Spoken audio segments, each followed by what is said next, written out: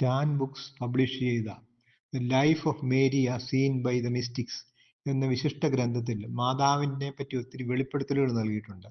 ഈ വെളിപ്പെടുത്തലുകൾ നൽകപ്പെട്ടത് വിശുദ്ധ എലിസബത്ത് ഓഫ് ഷിയോന, സ്വീഡനിലെ വിശുദ്ധ ബ്രിജീത്ത, venerable mother Mary of Agreda, sister Anne കാദർ നെമർച്ച് തുടങ്ങിയവർക്കാണ്.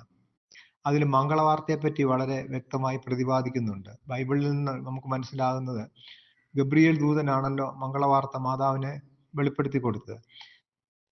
ഇതിൽ പറഞ്ഞിരിക്കുന്നത് പെട്ടെന്ന് അങ്ങ് വെളിപ്പെടുത്തി കൊടുക്കുകയല്ലായിരുന്നു ചെയ്ത്, പകരം മാതാവിനെ അതിനുവേണ്ടി വളരെയധികം ഒരുക്കിയതായിട്ട് ഈ മെസ്സേജുകൾ, ഈ സന്ദേശങ്ങളിൽ പറയുന്നുണ്ട്. ഏതാണ്ട് 9 ദിവസം മുമ്പ് മുതൽ ഇതിനായി മാതാവിനെ ഒരുക്കിയതായിട്ടും അതിലൂടെ മാതാവിന് ഒത്തിരി വെളിപ്പെടുത്തലുകൾ, ദർശനങ്ങൾ നൽകിയതിനു ശേഷമായിരുന്നു മംഗളവാർത്ത അറിയിക്കപ്പെട്ടത്. ഈ 9 ദിവസത്തെ പറ്റിയുള്ള വിശദീകരണം വളരെ ഡീറ്റെയിൽഡായി ഈ ദർശനങ്ങളിൽ പറയുന്നുണ്ട്. ഒന്നാമത്തെ ദിവസം സംഭവിച്ചത് അർദ്ധരാത്രിയിൽ മാതാവ് പതിവ് പോലെ എഴുന്നേറ്റ് സാഷ്ടാംഗം തറയിൽ കിടന്ന് ദൈവത്തെ മഹത്വപ്പെടുത്തി. അവളുടെ ആത്മാവ് ദൈവവുമായി അടുത്ത ബന്ധത്തിലായി. ദൈവം തന്റെ അനന്ത സ്നേഹത്താൽ പ്രപഞ്ചത്തിന്റെ സൃഷ്ടി രഹസ്യങ്ങൾ അവൾക്ക് വെളിപ്പെടുത്തി. ഒന്നാം ദിവസത്തെ സൃഷ്ടികർമ്മത്തെപ്പറ്റി കാണിച്ചു കൊടുത്തു. വിനയം മൂലം കുരിശാകൃതിയിൽ കിടന്ന് ലോകരക്ഷയ്ക്കായി അവൾ പ്രാർത്ഥിച്ചു. അതിന് പരിശുദ്ധാത്മാവ് അവളെ വളരെയധികം സഹായിച്ചു. തുടർന്നുള്ള 6 ദിവസങ്ങളിലും വെളിപ്പെടുത്തലുകൾ, അന്ന് സംഭവിച്ചത് എല്ലാം വെളിപ്പെടുത്തി കൊടുത്തു. സൃഷ്ടികർമ്മങ്ങളെല്ലാം കാണിച്ചു കൊടുത്തു. അതായത് രണ്ടാം ദിവസത്തെ 2-ാം ദിവസവും 3-ാം ദിവസത്തെ 3-ാം ദിവസവും, അങ്ങനെ 6 ദിവസത്തെ 6 ദിവസങ്ങളിലായി തുടർന്ന് വെളിപ്പെടുത്തി കൊടുത്തു. സകല സൃഷ്ടവസ്തുക്കളുടെ മേൽ അവൾക്ക് അധികാരവും കൊടുത്തു. നക്ഷത്രങ്ങൾ, കാറ്റ്, ജലം, സസ്യങ്ങൾ, മൃഗങ്ങൾ, അങ്ങനെ എല്ലാം. പക്ഷെ അവൾക്ക് ആ അധികാരങ്ങളൊന്നും അവൾ ഉപയോഗിക്കാൻ ശ്രമിച്ചില്ല. കാരണം അവളുടെ എളിമ മൂലം അവൾക്ക് അത് സാധിച്ചില്ല. അതുപോലെ തന്നെ സഹനത്തിന്റെ വില അവൾക്ക് അറിയാവുന്നതുകൊണ്ടും അതിന്റെ മൂല്യത്തെപ്പറ്റി അവൾക്ക് ബോധ്യപ്പെട്ടുകൊണ്ടും ഈ മംഗളവാർത്തയെ അവൾ വളരെ, വെളിപ്പെടുത്തലുകളെ അവൾ വളരെ സന്തോഷത്തോടു കൂടി സ്വീകരിച്ചു. തുടർന്ന് മനുഷ്യ സൃഷ്ടിയെപ്പറ്റി ദൈവം കാണിച്ചു കൊടുത്തു. ഒപ്പം തന്നെ മനുഷ്യന്റെ പതനവും, അതായത് ഏദൻ തോട്ടത്തിൽ ആദത്തിനും അവയ്ക്കും പറ്റിയ പതനത്തെ പറ്റിയെല്ലാം കാണിച്ചു കൊടുത്തു. അതുപോലെ തന്നെ സഭയുടെ കൂദാശകളെ പറ്റിയും അവയിലൂടെ ലഭിക്കുന്ന അനുഗ്രഹങ്ങളെ പറ്റിയെല്ലാം മാതാവിന് ദൈവം കാണിച്ചു കൊടുത്തു. എത്രയധികം ആത്മാക്കൾ രക്ഷയെ നിരാകരിക്കുന്നതിനെ പറ്റിയും അവൾക്ക് വെളിപ്പെടുത്തി കൊടുത്തു. ഇതെല്ലാം കണ്ട് മനസ്സിലാക്കി അവൾ പ്രാർത്ഥിച്ചപ്പോൾ വളരെ തീക്ഷ്ണമായി പ്രാർത്ഥിക്കാൻ തുടങ്ങി. ആ പ്രാർത്ഥനയുടെ ഫലമായി ത്രിയേക ദൈവപുത്രനെ ഭൂമിയിൽ അയക്കാമെന്ന് അവൾക്ക് വാഗ്ദാനവും നൽകി. അങ്ങനെ 6 ദിവസം ഈ പ്രക്രിയ തുടർന്നു.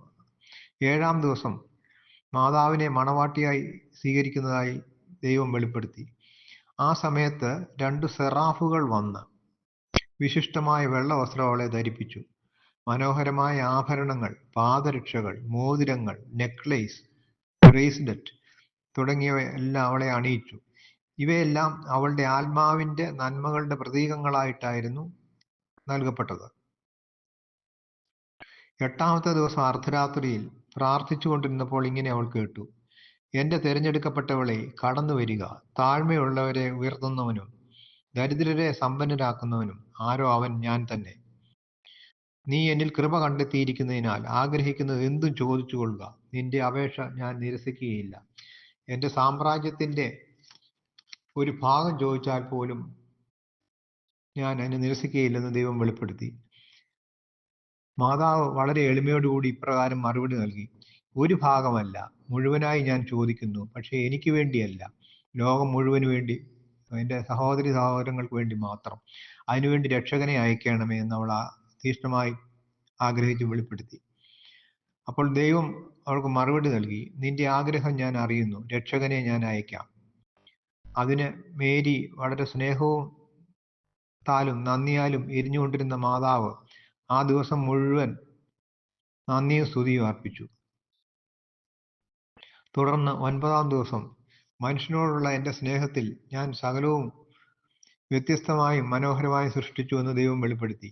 എൻ്റെ മണവാട്ടി, നീ എൻ്റെ ദൃഷ്ടിയിൽ കൃപ നിറഞ്ഞവളായിരിക്കുന്നു. ഇവയുടെ മേൽ നിനക്ക് അധികാരം നൽകിയിരിക്കുന്നു. തുടർന്ന് ഒരു കിരീടത്തിന്റെ പ്രതിരൂപം മാതാവിന്റെ ശിരസിൽ വെക്കപ്പെട്ടു. മദർ ഓഫ് ഗോഡ്, ദൈവത്തിന്റെ അമ്മ എന്ന് അതിൽ ആലേഖനം ചെയ്യപ്പെട്ടിരുന്നു.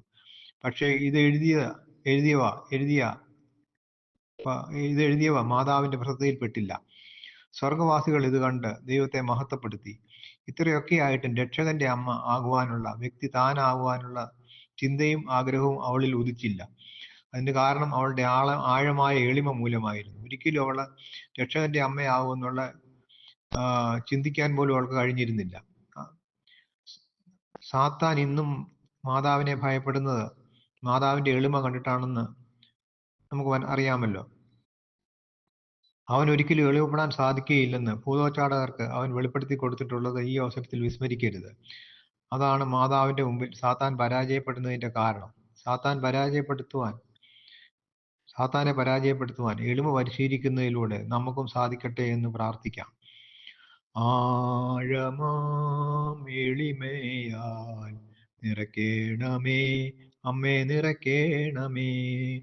ആഴമാം എളിമയാൽ നിറയ്ക്കേണമേ അമ്മേ, നിറയ്ക്കേണമേ. ആഴമാം എളിമയാൽ നിറയ്ക്കേണമേ അമ്മേ, നിറയ്ക്കേണമേ. യേശുവേ സ്തുതി, യേശുവേ സ്തോത്രം, യേശുവേ ആരാധന.